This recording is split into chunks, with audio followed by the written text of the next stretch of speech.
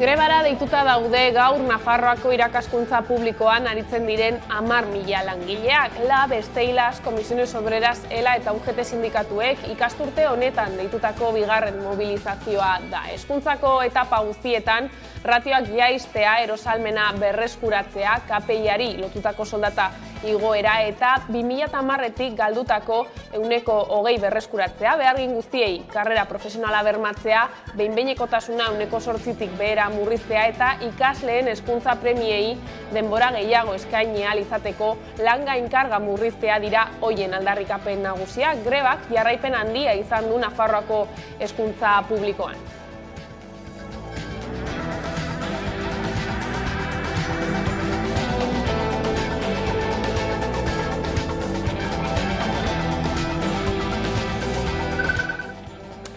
Arratsaldeon, Nafarroan garela Volkswagenen Iruñeko plantako zuzendaritzako kide batek, Alfredo Moralesek, langileen batzordeko presidenteari iragan astean jakinarazi zion auzitan dagoela bateriak muntatzeko lantokia landaberen ezarri ahal izateko. Erabaki hori ez dela Iruñean hartuko gaineratu zion, auto elektronikorantzko trantsizioa zaila izango dela jakinik ere, konpromiso hori hartua zuen Volkswagenek eta atzo langileen batzordeak salatu zuen emandako hitza ez duela bete. Adierazpen honen aurrean, langileen batzordeko 5 sindikatuak elkarrekin agertu ziren, azaldu zutenez, jakinaren gainean zeuden auto elektronikorantzko trantsizioa basamortuko zeharkaldia izango zela, baina asteartean zuzendaritzak emandako datuekin harrituta agertu ziren.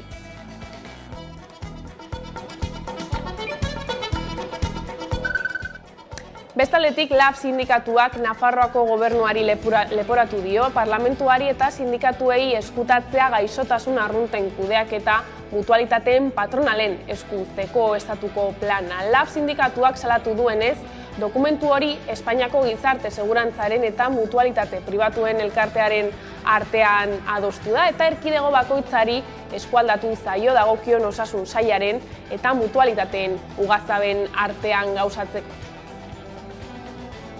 Azken finean, langile guztion osasun integrala, hau da laneko zein gaixotasun arruntak mutuen esku uzten duelako.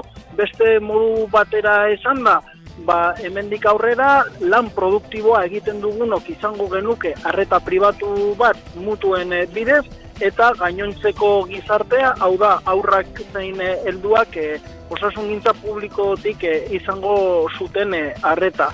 Hau oso larria da, eta azken finean lortuko lukena izango zen orain arte izan dugun logika aldatzea, ez? Hemendik aurrera irizpide medikoa izango da ahalik eta lasterren enpresetara itzultzea eta ez aldiz gure osasuna zaintzea eta ondo sendatzea.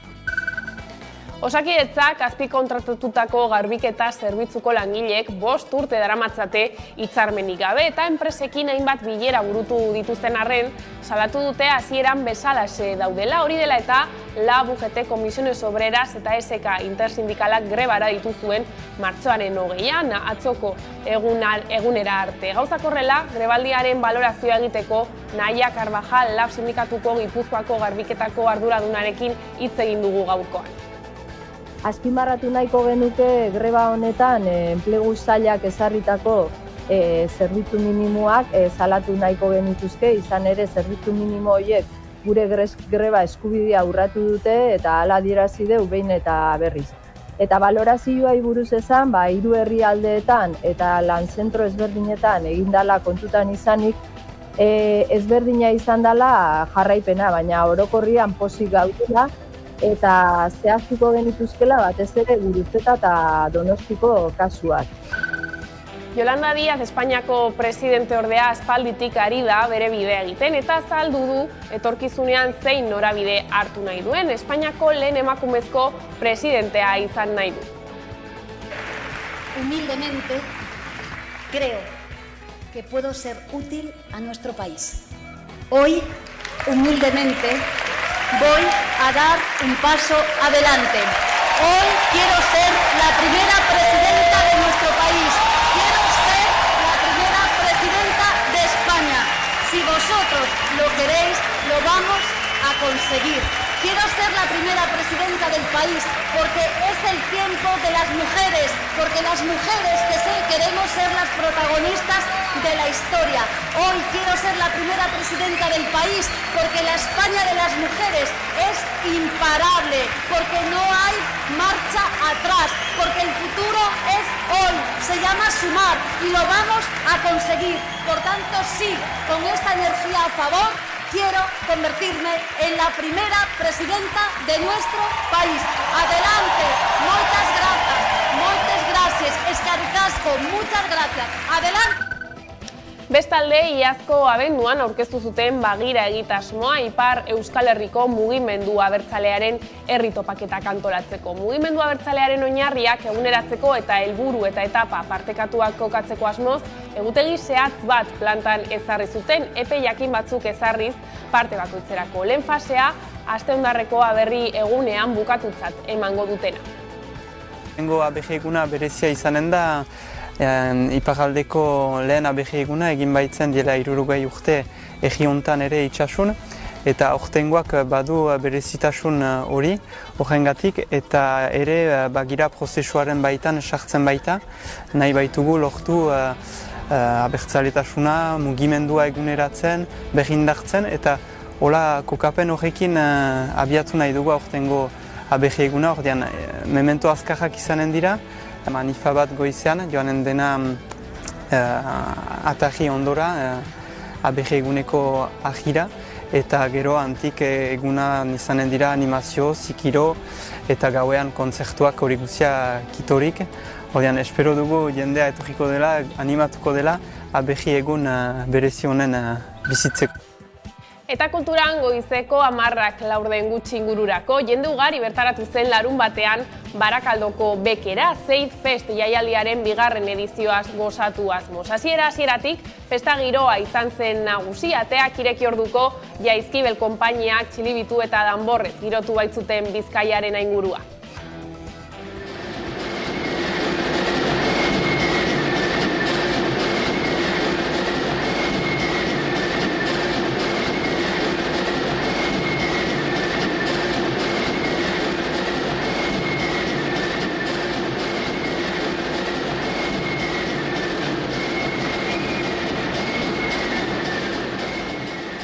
Belaunaldiak eta aurrekoak borroka egin behar izan du pauso bakoitza emateko, eta oraindik ere ez dugu lortu gure herrian lasai eta modu parekidean desfilatzea, beraz jarraitzen dugu borroka horretan.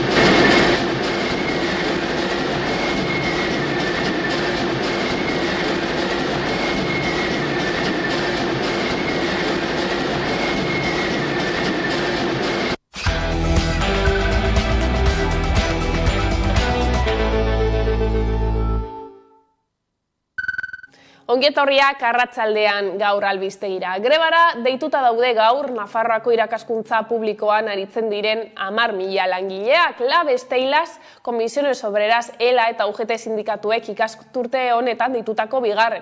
mobilizazioa da. Hezkuntzako etapa guztietan ratioak jaistea, erosalmena berreskuratzea, KPIa lotutako soldata igoera eta 2010etik galdutako 120 berreskuratzea eskatzen dute.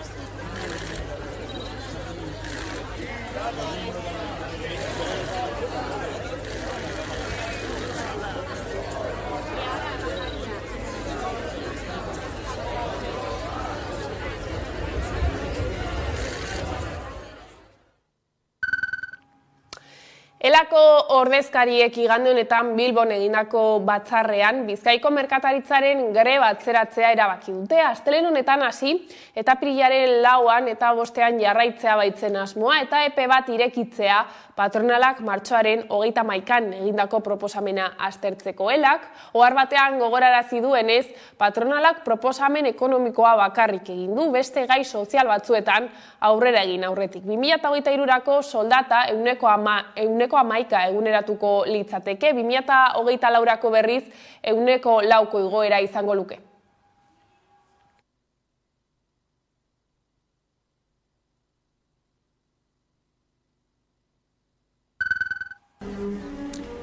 Eta Andosillako industria pabilioi bateko teilatuan lanean zebilen langile bat hil eginda gaur erori ostean. Nafarroako larrialdi zerbitzuak, medikuak, polizia eta suhiltzaileak istripuaren lekura bertaratu dira, baina ezin izan dute langilearen bizitza salbatu. Oraindik ez dituzte istripuaren zergatiak argitu eta foruzaingoak ikerketa martxan jarri du kasua argitzeko. Publicitación tanto de las mutuas como de los servicios de prevención. Ordea, Ene Bizkaiak bere 12. kongresua egin du igande honetan Derion eta bertan erabaki du Hego Euskal Herriko instituzioei eskatzea elikagai sintetikoen ekoizpen eta salmenta debekatzeko bidea abian jar dezatela. Guk hasiera batetik argi eduki gendun mantendu gure gendula proiektu familiarra edo behintzat gure eskuetan aurrera eroateko proiektu bat. Orduan, erabaki gendun, produzio txikia egingo dugu, guk kontrolatuko dugu prozesu guztia, maaztitik bodegara eta bodegatik bezeroaren gana, eta orduan, rentabilidadea bere lortzeko proiektu ona. Eta hori erabaki gendun oindala 20 urte, eta horretan jarraitzen dugu. Beste erronka bat izango litzateke urteak aurrera doazela eta zer gertatuko dan aktibidade honegaz, guk suertea daukagu eta semea bere badago lanean neugaz. Orduan, pozik alde horretatik, gustura dabil, ni gusturago, lan gaztetasunaren laguntza bere badau. Nik uste dut, lehendik ikasi dugun hori, apurtxu bat moldatzen joan, eta aurrera begira jarri bar garela. Nik oso argi daukat txikitasunetik etorriko dala etorkizunarako bidea.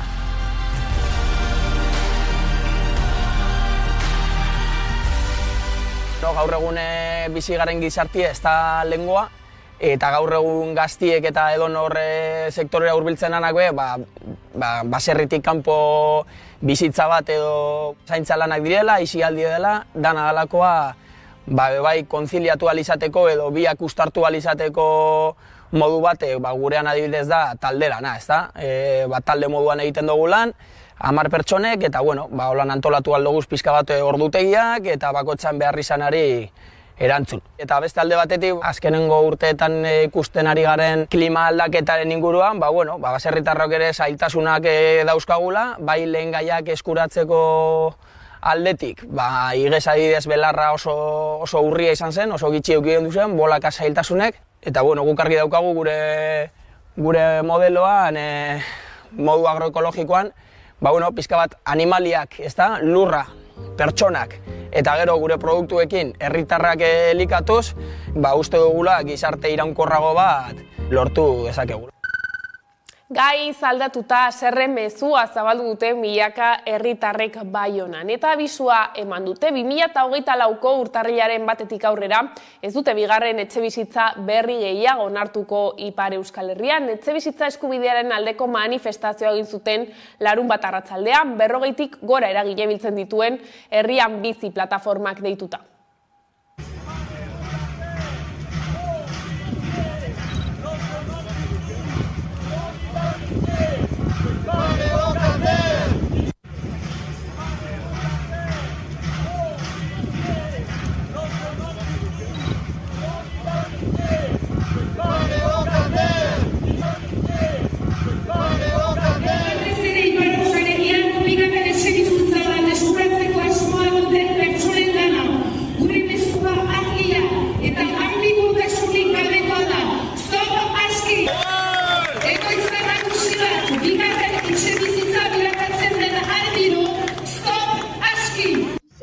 eskubidea eskubide bat da, eta hori bermatu behar dela, eta hortarako araudiak finkatu behar dira, eta gaur egun dagoen espekulazio gehiagikeri horri penaldi bat eman behar zaiola.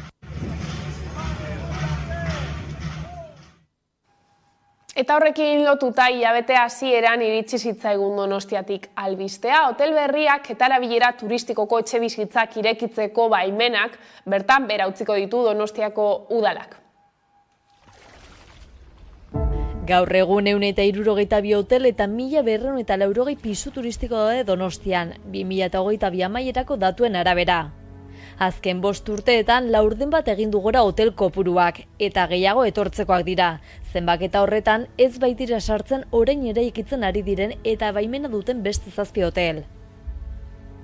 Donostiako saturazioa medio eta erdiguneko herritarren kexari erantzunez, udalak erabaki du Donostian hotel eta apartamentu turistikoen lizentzien suspentsioa.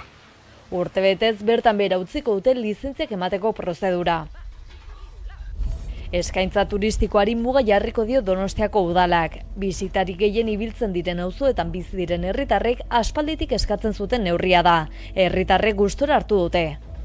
Baina debeku horretan sakonduz gero baimena ez daukatuko Donostiako auzo guztietan. Udalak iragarritakoaren arabera, Antigua Ondarreta, Tegorreta Udia, Erdialdea, Gros, Ibaeta auzoetan suspensio totala ematea, hau da lizentzia berririk ez ematea. Baina aipatu ez dituzten auzoetan Intxaurrondon edota Egian esaterako aukera egon liteke, baina baldintza batekin, zerbitzuetako lursaietan bakarrik eraiki ahalko dira. Hau da, bizileku diren lursaietan ez da ez hotel ez da ostaturik eraikiko, eta pisu turistikoei dagokienez lizentziaren debekua lizentzia ez emateko erabakia orokorra da hiri osoan, urtebetez ez da berririk eraikiko. Oraingoz urtebete iraungo du neurriak, baina alkateak esan du ez duela baztertzen beste urtebete luzatzen neurri hori, eta epe hori baliatuko dute hiri antolaketa araudi aldatzeko. Lan horietan gaude, abiatu gera lan horietan, eta aldaketa horren hasierako onarpenarekin beste urtebetez ere luzatu dezakegu suspensio hori. Baliteke antolaketa berrian jasotzea eskaintza gainezka dauden auzoen sailkapen berri bat.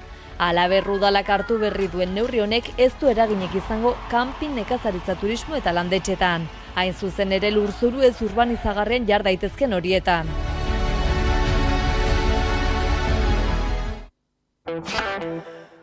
Gai zaldatuta berriz ere, frankismoaren biktimak komendu dituzte Azazetako sarraskiaren 86. urte mugan. EH Bildu, Podemos aldugu, Ezker Anitza eta Berdeak Ekuo alderdiek Azazetako mendatean fusilatu zituzten 16 preso politikoak omendu dituzte. 4 alderdietako ordezkari eta jarraitzaileak Gasteizko Santa Barbara plazan bildu dira.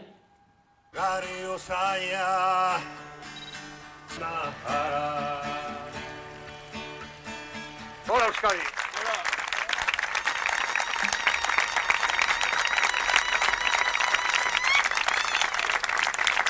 Hachazo invisible y homicida, un empujón brutal te ha derribado.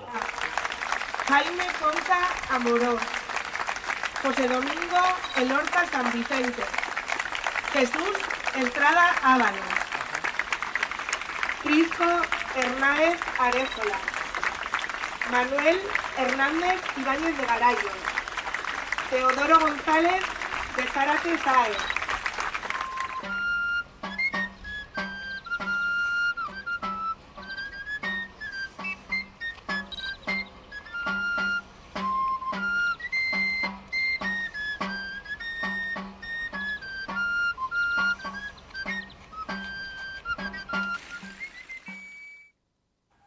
Mila 1926ko uztailaren 18an bildu ziren azkeneko aldiz Anastasini zirkuko 50 kideak zenbait ikerketari esker jakinda talde horretako gutxienez 14 kide Larragan hil zituztela. Lodosako herritarren testigantzak izan dira ikerketa guztiaren oinarria, horregatik omenaldia egin zieten larunbatean.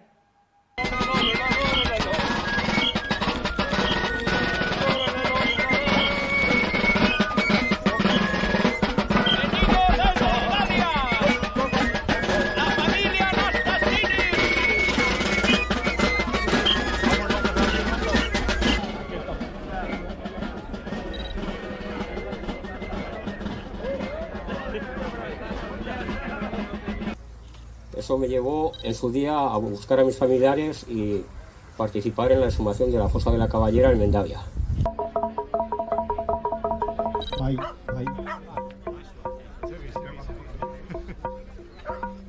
A partir de ahora yo pienso que habría que decir siempre que son más de 3.700.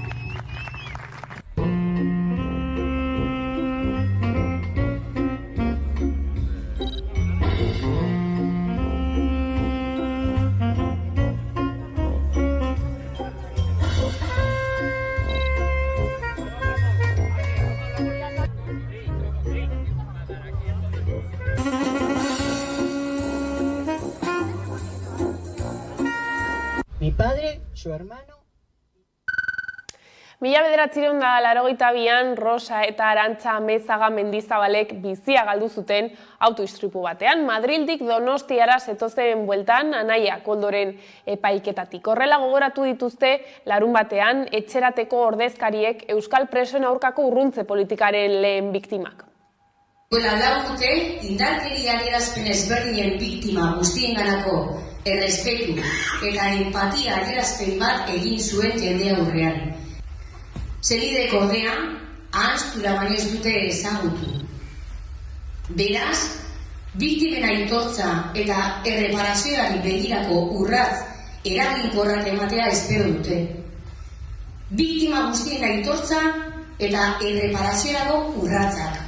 16 pertsona horienak eta berorin senideak barne direla. Horik ez dago, oraindik falta dela haien aitortza ahalbidetuko duen lege esparru bat. Agirre lehendakaria zenter ikerketa politiko eta sozialerako zentroak 10 urte bete ditu, eta hori ospatzeko zenbait ekitaldi eta mahai inguru antolatu ditu ikusi.